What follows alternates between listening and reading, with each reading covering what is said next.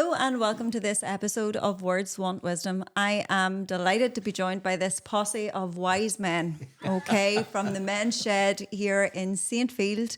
And I am joined by Colin, Paul, Stephen and Leslie. How's that for a recall? I'm not doing too bad. Very good. Very good today. Yeah. So we'll get stuck in without any further ado. So Colin, I'm going to start with you first of all. You are the ambassador for Men's Shed Northern Ireland. And you have an interesting story in terms of your journey with Men's Shed, and obviously then becoming involved with Men's Shed, rising to the role of ambassador. That's right, yeah. So can you tell us a little bit about that background and how you became aware and involved with Men's Shed? Yeah, well, basically, I was a radio comms engineer, very much enjoyed my work, but I took a stroke when I was 44, so that was the end of my career. And took me a couple of years to really get over that I wasn't going to work anymore. And I busied myself in my own workshop and that, but then I heard of the Men's Shed, or got approached about the Men's Shed and asked would I help set one up in Saintfield. So we got together and I managed to get some grants for some equipment and that, and gradually we put the Men's Shed together and these guys joined us, and that's where we are now. So that was 7 years ago since we started, so it's grown and we've got about 30 members, varying in ages and skills. And for the men's mental health, I was at a very bad point. I was quite low, and you think you're the breadwinner, and suddenly you're not, and nothing seems to fit. But the Men's Shed helps. It's great. You just come up here, you have a good time. Mm-hmm.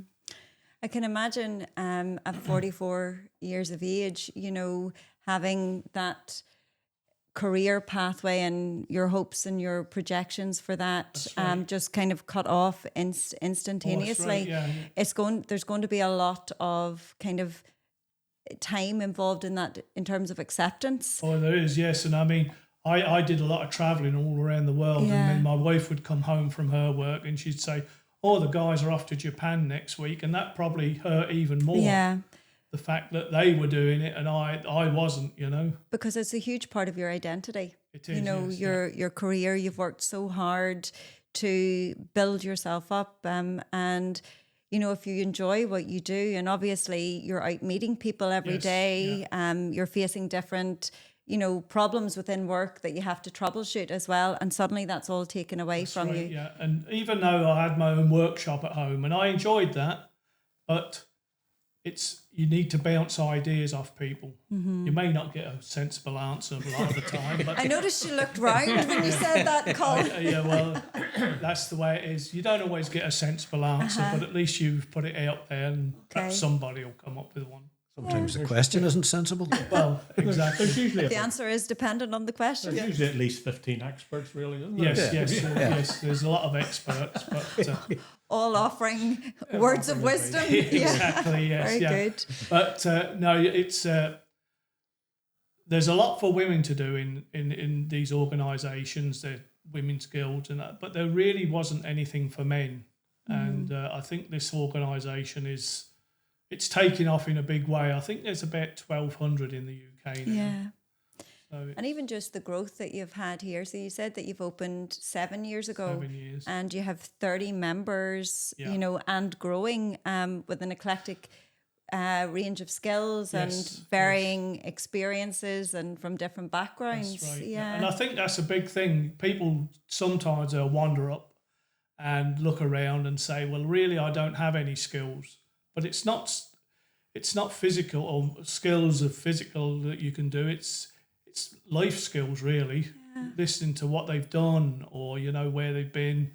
And especially the younger members would get a lot from that, I think that's something that society today, is slowly but surely being eroded. That kind of passing on of lived experience, that wisdom and life skills. I certainly in my work, that's something that I can see coming through very, very much. And I'm thinking, well, what is there out there? And so when I looked into Men's Shed and I saw the value added that it has, I was thinking, well, thank goodness that there's something there. Yeah, and I mean, it all started in Australia. The Australian government realised that men, when they retire, it was to the pub or the booking office. Yeah, okay. Nothing else. So they started this probably about 14 years ago.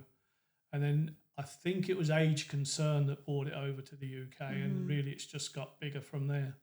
Fantastic. Paul, how did you become involved with Men's Shed? Through Colin. There was one guy really sitting here on his own trying to get the shed started up for maybe a period of few weeks, and he wasn't having much success. And Colin came along and he asked me would I like to join him, and we were sitting around this table having a cup of tea and a bit of crack. And as the weeks went on, maybe about after 6 weeks, there were 1 or 2 men coming each week. There was about 8 of us here, and we were sitting having a cup of tea and a bit of crack and telling a few yarns.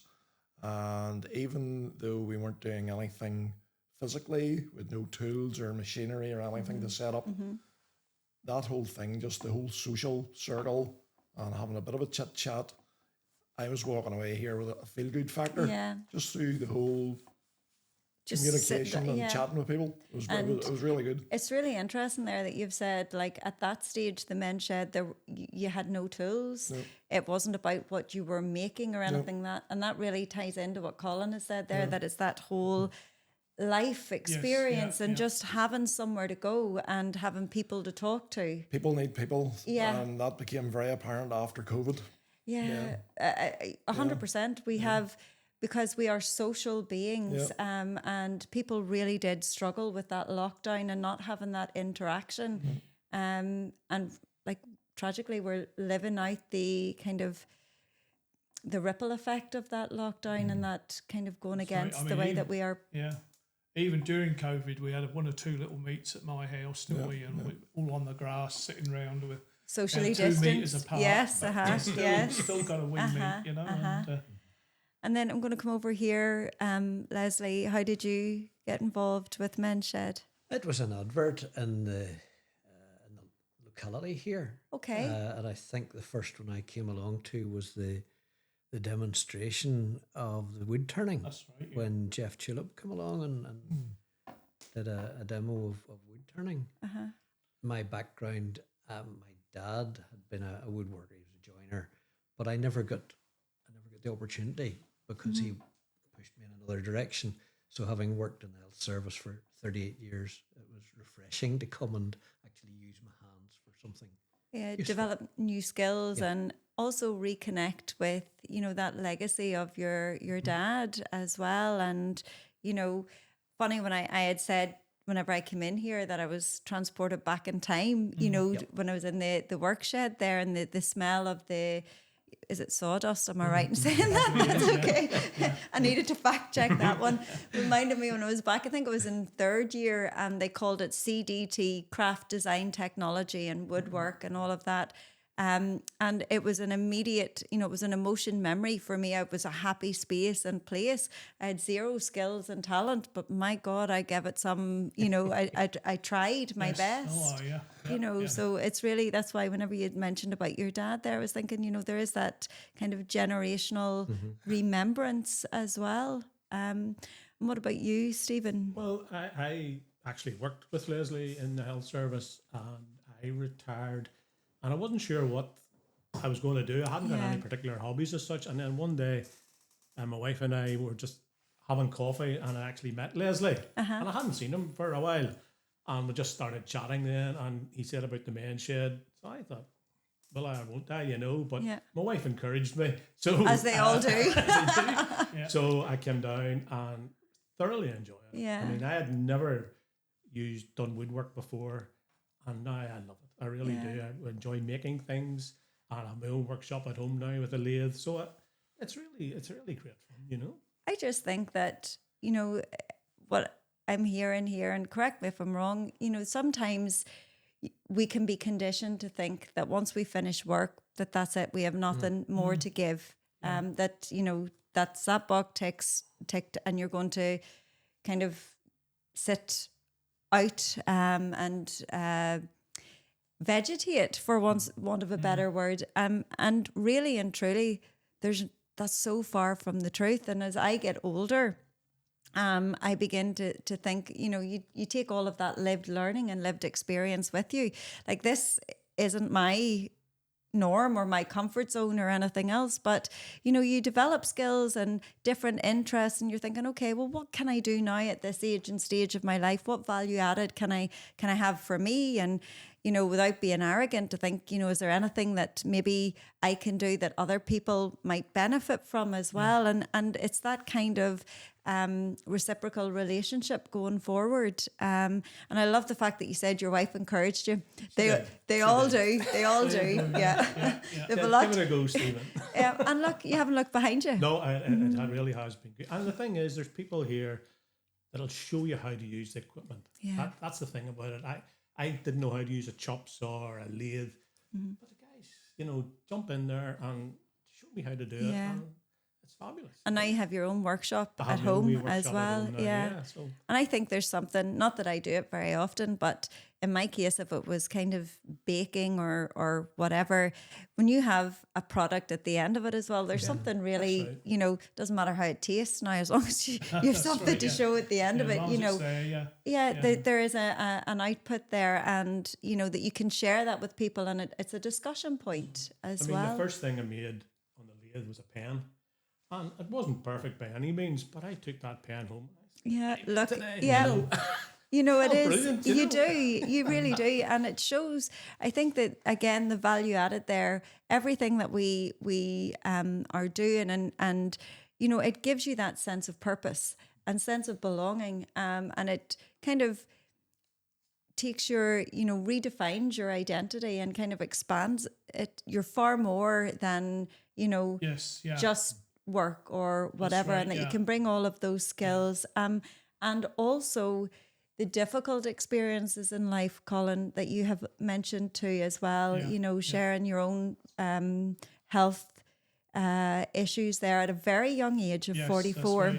That's right. And to know that, obviously you've said it was a difficult time. You had to grapple to get your head around that as well, but that there is a way forward through that. Right. Yeah. And I think if the men's shed had been around at that time, it probably wouldn't have taken so long to get over it, but there really wasn't anything then. You made your own fun, really, or whatever you could do. But I think now, if we heard of somebody probably that had lost their job or lost their wife or whatever, we could encourage them to come, and they would find it was beneficial. Yeah. Just as I look at my follow-up question there, I can see that, what we've covered there in our discussion, you've talked a lot about how Men's Shed has enhanced your lives and the value added. Is there anything else beyond that in terms of either your own experience or the concept of Men's Shed in terms of the value added for society? Well, one of the big things that I have noticed is that we have become, there's a small group of us now meet socially, and our wives would meet socially.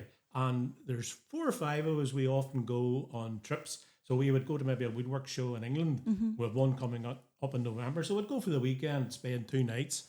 And it's great fun as well, know. And it gets us together. And as I say, we'll have social events. And I'm just even thinking there as well about the kind of the growth there organically. You've mentioned there that your wives, also their friendship groups have expanded, and now I love a road trip. I really do. I love going different places, and the social aspect of that, of getting away from, the kind of home and, seeing new places, experiencing new things, interacting with other people.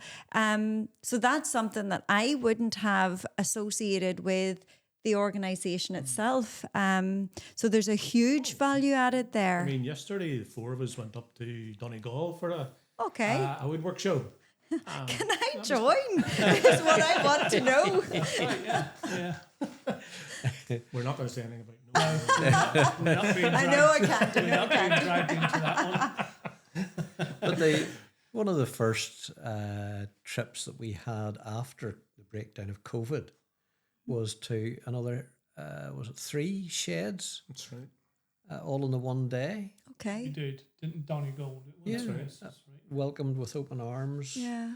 Cup of tea and a bicky. That's all Yeah. it was required, you know. And again, you're meeting new people, another different life skill sets, sharing sets. different ideas as well, because we all make stuff for maybe craft fairs, but then you go to there and you thought, oh, you're making those. Where do they sell? You know, and then you've got another idea to do then. A thing I noticed I'm not a local here in Saintfield, but I have noticed since being here and coming to the shed here, there's a great sense of community in the village. And you notice because our premises here is on the just off the main street. Yeah. There are individuals come down and they'll ask, "Oh, could you make me a garden bench? Could you make me a table? Could you make something?" And it ties in well with the local community. And in general, outside the shed here, I think Saintfield's a good wee village for. Yeah. It is a beautiful There's a village. lot going on here socially. Yeah. Everybody seems to know everybody. Yeah. It's a nice place to be here. It's really interesting that you've mentioned that, because I think one of the things that modern society, I suppose the cons in modern society is the breakdown of community. And the breakdown of that kind of, I know I can pop in here and I'll be able to get that sorted for whatever, if it is getting, something made bespoke, or, somebody saying, "Oh, hello, how are you?" I know when we got married, just gesturing to my better half there off camera, I came from a big town that maybe didn't have that same sense of community, and moved into a smaller village, and everybody was saying, "Hello, Mrs. Fullerton, how are you?" And I was looking around to see Joan's mum, and how do they know who I am? And, it took a lot of getting used to, but the value added there as well was something else in terms of feeling a sense of belonging, feeling most importantly that people see you, that they know your name, and that they value you. I mean, I think men find it very difficult to talk to each other about, illnesses or things. But we do find around the tea table here, if someone's got something wrong, they will bring it up, and nobody laughs at them or anything. It's absolutely, and that I think that's it's like a family. When you come home from your day, whatever it is, you sit down and you talk it out, the good and the bad. It's that kind of sharing. And sometimes you're not expecting anyone to have an answer. It's just having someone to hear what it is you're saying, and to either provide that listening ear, or if it is a case, that steer. That will quite often happen whether the person's here or not, because everyone in the shed's very aware of all the other personalities. And you're sitting down, maybe come up at tea time, "Has anybody seen so-and-so? I haven't been for a couple of days. Are they all right?" Yeah. So there is, and then somebody will volunteer to contact them. That's that community that we've talked about there, knowing someone, knowing that change in kind of their normal behaviour, noticing that they are absent. And I think that's a huge thing, which kind of leads us into the next question there, a lovely kind of organic segue. They're just into the kind of the stigma that there is around mental health issues today, particularly I think in terms of male mental health, and being able to talk about feelings, or being able to talk about if there's an issue that's going on, whether it is a health issue, whether it's a family issue, whether it's a work issue, whatever that case may be, and not having that vehicle or that kind of cornerstone to sit round and talk those things out can often end in very, very tragic consequences. And I mean, male suicide is on the up. I mean, the figures show that. But I mean, I do think men probably try and put on a false front, because you don't want to be the weak one. So, you probably don't always say quite what's wrong with you. But I do find that at the men's shed, it is shared. You do share it, I mean, you may not maybe want to share it around the table, but you might just go into the room where the lathes are, and there'd be just one of your friends in there, and you say, look, I'm just, whereas you wouldn't do perhaps if you were in the pub or the coffee shop or whatever, Yeah, it's nearly when you're working on making something, there's a natural, there's an ear there, there's somebody that you trust, and you can you're not talking. Well, they say we talk shoulder to shoulder rather than face to face, Well, yes, funny you mention that. In the very early days, I think before we had actually started doing any work, I remember on occasion we were standing at the sink. I was doing the dishes. Somebody else was drying up beside me. And this guy said, well, I was asking, I hadn't met him. That was the first day I'd met him. And within 5 minutes, I got his life story and the social problems he had, mental health problems. And we were standing shoulder to shoulder, drying and washing dishes. Yeah. And I'm surprised how willing he was to share on the first meeting. It felt a safe place to share So, yeah. And sometimes it is having that safe space. It's also knowing that it can sometimes be easier to say things to a stranger shoulder to shoulder and just getting that out, that process there as well. Really and truly. I think we all need an outlet of something, and there's not really that many outlets for men. Well, I mean, there probably are. I mean, you've got, you can go to bowls or whatever you like, but that sort of thing. But I think because the shed is so varied and we do outings and everything, that gives it a bit more of more of an entertainment than just coming up and sitting around and playing a game of chess or whatever, I think that, we live in such a busy world and you can be surrounded by people all the time but feel really, really lonely. And sometimes, that provides the mask, that for people, that they are insular, are inside their own heads. And Men's Shed, as we've talked about here, really works really hard to kind of offset that loneliness and to reduce those feelings of isolation. So in practical terms, how is that achieved in terms of the organisation? And how do we offset then, I suppose, the reluctance for, of men to kind of come forward and to put themselves and to become involved in something like that? It's hard getting the word out there, and I think this is where we need somebody, or the UK MSA needs somebody to front that's a famous face. Yeah. And I think I've said before, Davina McCall did a lot for women. Yeah, and for women's health problems. For women's health problems. And I think we need the same in the UK MSA. You need a public figure that's going to really lead the campaign. For Men's Shed. Yeah. Because I really do think that because all of the information is there, the facts and the statistics are there. We've talked about the need is there. Men like yourself gathered here have done what they can in establishing. I think you said 120. 120, I think, in the north. Now. In the north. Yeah. And how many UK? About 1,200. 1,200. So that platform foundation has already been kind of developed there. Yeah. So now there needs to be, as you say, the face of. That's right, because there's still an awful lot of people that have never heard of UK Men's Shed. You can say to someone, oh no, I've never heard of that, So it needs getting out there, really. Yeah. The Men's Shed to me is one of the best things I've done, but it needs more public knowledge of it, really. That's the big thing. I'd like every man to know about it, really. Yeah. And then they've got the choice then about coming, but I think once men do come up here and realise they don't need to be perfect on the lathe or whatever they want to do, they can learn, we can teach it, but it's just the company, having their company, really, that's the most important. So is there an age limit or a cap in terms of Not young age men? Up, you have to be 18. Okay. I think that all comes probably down to insurance. Okay.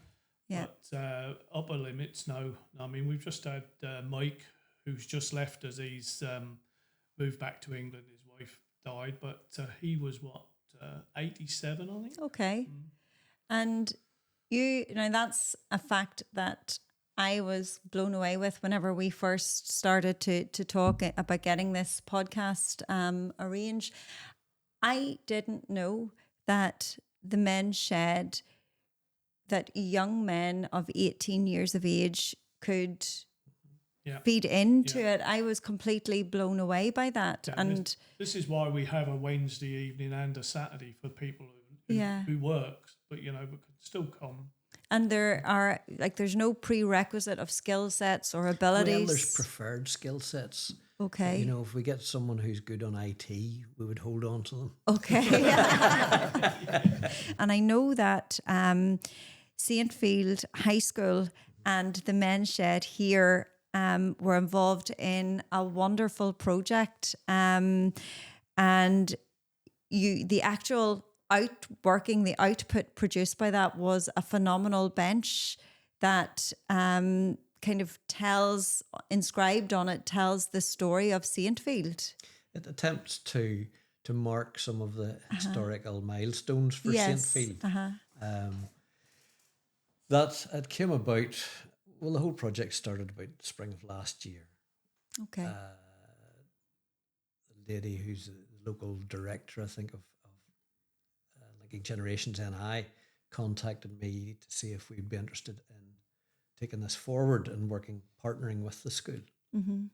And it took a while to decide on what project. We had meetings with the kids, and we don't need to go into working with kids and getting ideas off them. Yeah. We've had that discussion. Yeah. So we had several meetings with the kids and some of the teachers, and eventually, I think it was one of our guys come up with the idea of a bench that we could put together. Mm-hmm. And then several years back, we had run a sort of a triple arts project, got funding for an arts project in which we learnt pyrography, burning wood, burning images into wood with something that looks a wee bit like a soldering iron. Yes. Pyrography, painting and etching. And it was left to the lady from Linking Generations to find an artist. Mm-hmm. And lo and behold, she came back with a pyrographer who helped us lay out the ideas for the bench. We collected images from around Saintfield, and then both some of the school pupils and some of the guys here started and burned the images onto it was a beechwood bench. Mm-hmm. It didn't just grow like that. There were other members of the shed were involved in piecing it together and making a firm structure. Okay. So there was that outreach from the shed and that interaction, intergenerational interaction then with the young people from Saintfield High School. Yes. And they have, with Men's Shed, worked together to produce this, and they're part of that story and that legacy. I think that's wonderful. Where's the bench situated? The bench is currently down at the community centre. Because whenever they saw it, the powers that be about the village decided it shouldn't be left out in the open. Oh, right, okay. It probably would survive, but it is absolutely stunning. Absolutely stunning. And, the picture that you have there is just, it tells a story in and of itself in terms of the eclectic skill set, the input, the conversations that would have occurred about that, the sharing of ideas, the learning from each other. And that's something as well that when we were talking about this project, that you told me the young people were involved in the physical work of creating the bench and working with the ideas. But then there was that kind of cross-pollination of ideas where Men's Shed, I think, did they go to the school? Yes. Several meetings at the school. I just think that is absolutely phenomenal. And I think that collaboration, again, because schools are little microcosms of society, and showing young people how to, interact with other entities within society as well is really important. And to have it, even for awareness going forward, that those young people know that Men's Shed is there. They know, I'm sure the crack was 90. I'm sure that they enjoyed the process, and certainly the pride that they have in terms of the output, knowing that they were a small part in working to create this tribute to Saintfield in terms of where they're from, and to capture the historical legacy. The value added there's exponential. You can't, it's unquantifiable, really. But then from that, the kids coming up here and learning skills from the L guys, they had all us back at the school one evening teaching us to use our phones and laptops correctly. Fantastic. And I mean, each of them, I gave one of them my phone, and he looked at Facebook and he said, "Do you think you're private on that?" He said, "You've got no privacy at all." Okay. And we hadn't got a clue. Yeah. But they put us right on that. So, their skills were technical skills. And it's that kind of sharing, the generational skill sets there. And I'm sure that, they were schooling you, I can imagine. Yes. And again, the fun that they would have with that. And even the fact that they feel for, young people that they have something of value to add. Yes. So not only are they learning, but they are also able to kind of say, okay, well, this is where our strengths are. We can help you. And it's that mutual sharing of information. And on a deeper level, for them also knowing as they grow older that the world is going to change. And at some stage, they are going to be in that position of needing to be told something. And I think that, youth is often wasted on the young. My granny used to say that. And I thought, what are you talking about? Now I know. But that whole idea that, the world will change. And at some point, you are going to need help to kind of navigate your way around that. And for them to have that, they mightn't understand it at the time, but that experience when they are of an age and at a stage in their life is going to show them as well that it's okay to ask for help. Yes, right. I mean, Banbridge Men's Shed, they have I think twice a week they have school children go in and they teach them just basic woodwork. Mm-hmm. There's about 12 of them going every week. Mm-hmm. And I mean, the kids love it. I can imagine that they do.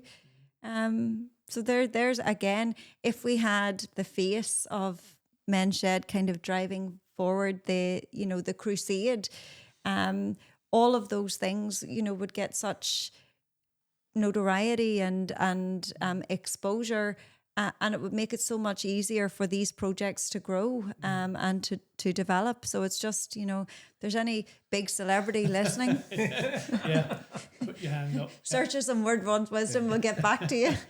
I mean, I think too, we've done considerable work with other schools as well. I mean, building picnic tables, buddy benches, planters, for the local nurseries and schools here. And we also last year we did bird boxes with the local brownie group. Okay. We went up and put bird boxes together with them, and I think they all enjoyed it, and as did the guys, And everybody come to Ballynahinch and vote on the 9th, because we were hoping to do a project with the with care homes. Okay.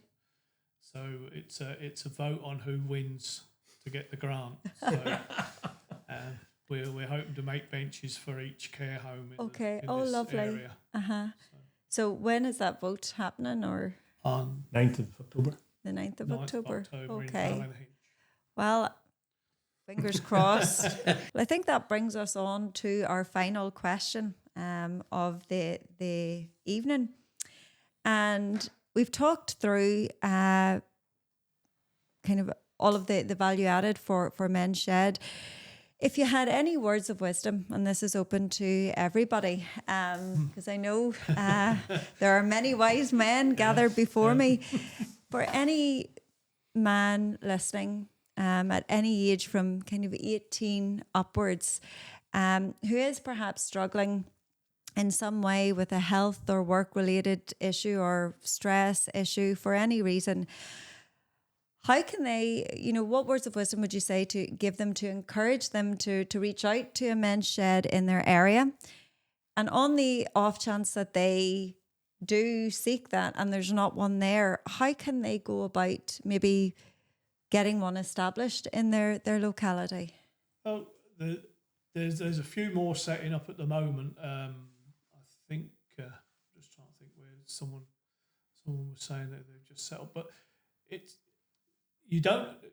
the main thing you need is a property, but we're not always lucky enough to get a property, but you could probably even have a room in your local community centre or village hall, just because you don't have to be doing woodworking, stuff like that. I mean, I think East Belfast, they just play games. They meet and they play games, snooker, poker, all of that sort of thing. Well, I don't know about poker.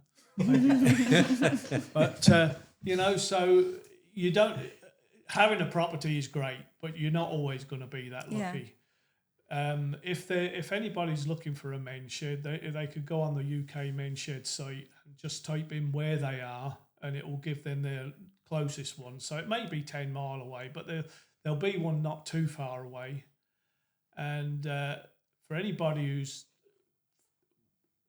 not necessarily feeling down, you don't have to be into that position, but if you want company, join the Men's Shed, and I think if we try and let the doctor surgeries know that we're here, and they will sometimes send people up. Mm-hmm. I mean, I think the saying is in the UK Men's Shed, we're not carers, but we care. But so if somebody needed a carer, then they would need to come with them, because we can't be responsible in that respect. But they're more than welcome, Mm-hmm. So, and I think that's important, just to hear we care. If somebody hasn't been here for a couple of weeks, then we'll start asking, has anybody seen them?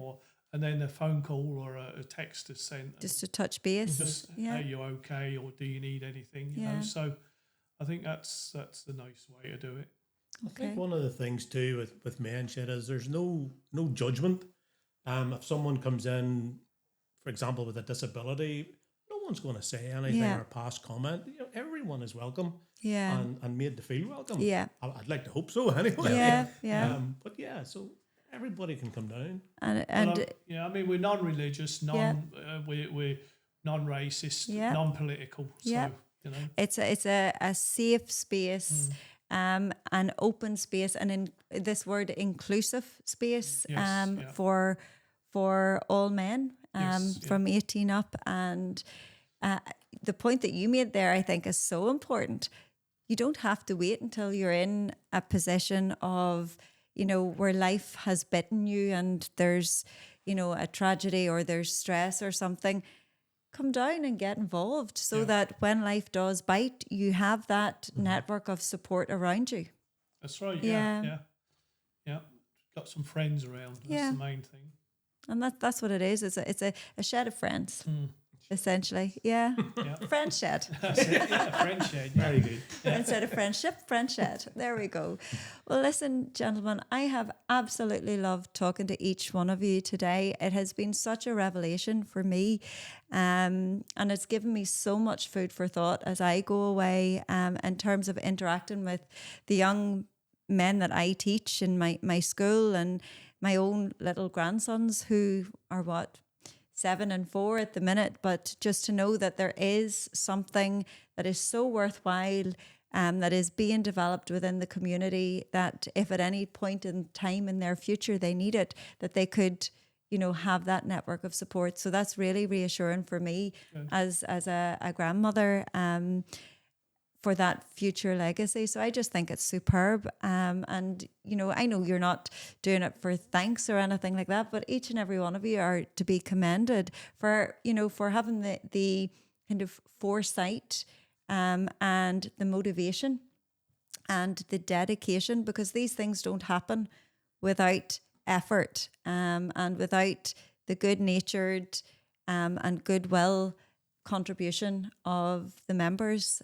So yeah, it's been wonderful. So thank you so much for joining us on Words Want Wisdom. Okay, thanks. Okay, Yeah, thanks. thank you. And that's it for today.